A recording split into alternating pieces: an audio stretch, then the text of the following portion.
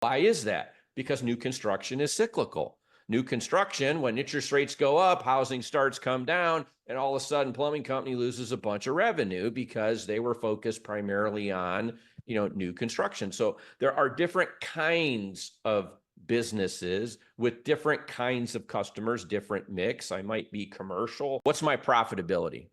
You're hoping to probably get around 25%. Okay. So I'm 25%. So on 5 million in revenue, at 25%, I'm over $1 million in EBITDA, over $1 million in earnings, and because my capital expenditures are relatively low, I do got to buy trucks and some tools, but I get 7-8 years out of a truck, and I don't have factories with big machines that are cranking stuff out. It's like my capital expenditure is fairly low.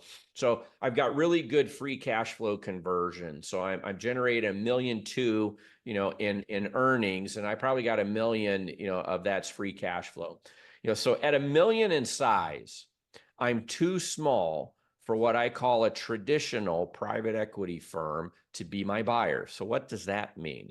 Well, first of all, I'm not too small to find a buyer. At $1 million of profitability on 5 million of revenue, $1 million plus, it's like, I'm gonna have no problem selling the business.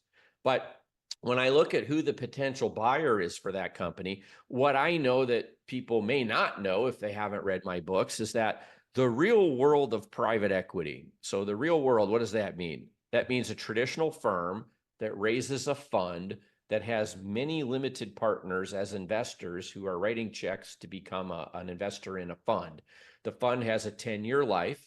It has to deploy its capital in the first 5 to 6 years. And that's the roadmap. How do I get out of the gates? How do I pick an industry that meets the right kind of dynamics? And so you mentioned plumbing.